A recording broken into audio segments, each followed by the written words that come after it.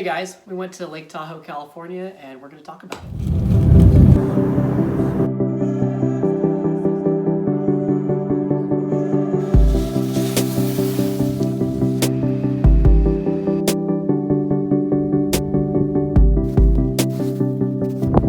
So we broke down all the different individual items and how much each one cost. So we're just going to kind of do an overview of each item, and then we're going to answer a few questions about our experience and that whole thing. Okay, so let's just go down the list of how much everything costs.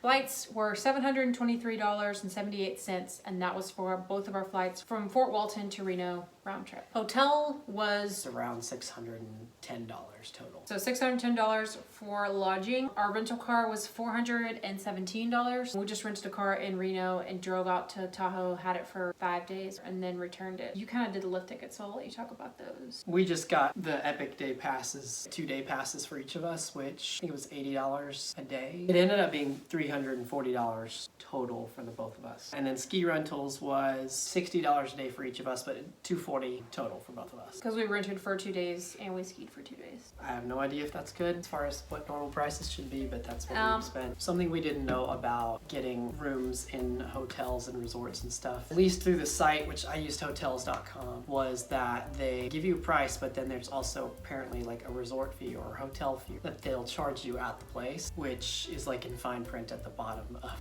the hotels.com. It's really annoying. It's kind of substantial too. It's not just like a little It's $25, $50 fee. It was $25 a night for the place that we stayed at, which ended up being like $80 a night plus $25 a night, which was not that bad for staying anywhere in Tahoe, but it was still just kind of annoying because, I mean, it's my fault I didn't see it, but honestly, like, when they break it down and say this is how much it's going to be, and then I pay for it, and they said you paid in full, like, perfect, and then you go to this resort and they're like, oh yeah, you actually have this much left on your account. And when we say resort, it wasn't because we actually stayed at a resort. It applies to everything in the general area of the resort. We stayed at a smaller hotel. Basically, they find a way to make you pay more. We liked where we stayed. Yeah. It was Hotel Beckett in Tahoe. They had free breakfast. We'll talk about like how we saved money on food and stuff. We had breakfast at our hotel every day, and then for lunch we had gotten some stuff to store in our hotel room, little refrigerator. So we packed sandwiches most of the days for lunch. We just did groceries. We ate out one time to watch the SEC championship. Oh, that's right. In Tahoe. We literally just got like appetizer fries and a coffee, and it was like $30. Yeah.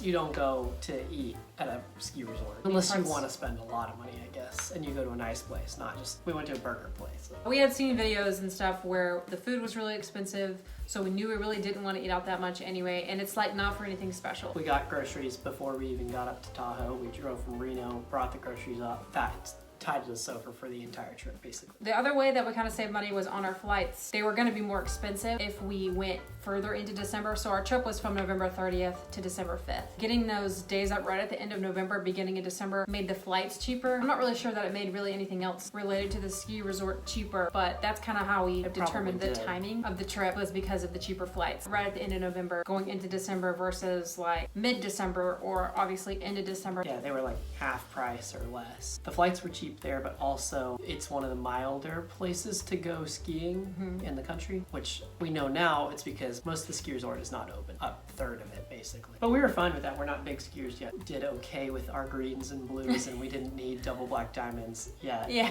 I'm quite ready for that yet. With the lift tickets, the Epic passes, we had the restricted pass. It just restricted around Christmas to New Year's, around Martin Luther King Jr. Day. Not a lot of restrictions, honestly. It didn't affect us at all. Those passes were cheaper than just regular passes you can use anytime. Is that right? So we got like the bottom tier, if you will, of the Epic passes because you can't go on restricted days is basically all that means. So that's kind of another way that we saved because we knew we weren't going around holiday times. We were going very beginning of December when not a whole lot was going on. But if we'd bought lift tickets from Heavenly directly, it would have been $110 per day versus the Epic passes. We bought through Epic, and then we actually had a 15% off on a ski rental. Was cheaper because of it, though. Yeah. Again, it's obviously not a cheap hobby. But we did get the 15% off of our ski rental because we got the Epic pass. A little bit about Heavenly itself. We didn't get to experience all that Heavenly has to offer. There are 2 access points to Heavenly, and there's a main gondola that we had access to because of our passes, but we didn't even go there because there was nothing open, no skiing available at the top. So we went to the California side, which is where all of the main ski slopes were open. I thought it was beautiful though. I actually skied up to the top of the mountain.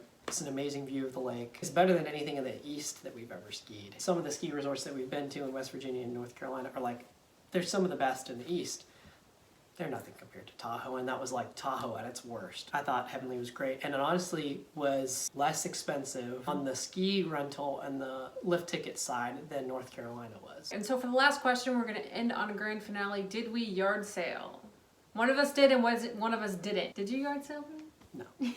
He did not, and I definitely did. So it was kind of a funny story. I was just skiing along as normal, and all of a sudden, like, before I know what's going on, I'm just like, my face is literally in the snow, like boom. Look up and I'm like, how? I don't even know how I got there. I don't know what happened. My skis are off me. I think I have one pole still attached. My other pole's like back several yards behind me, and I'm like, how did this happen? Only yard sailed one time, which, you know, I'll take that as a win. But yeah, that will conclude this video. We just wanted to give you all a couple more details in case anyone else wants to plan a trip to Lake Tahoe. Maybe you can learn a thing or two from this. Thanks so much for watching, and we'll see y'all in our next video.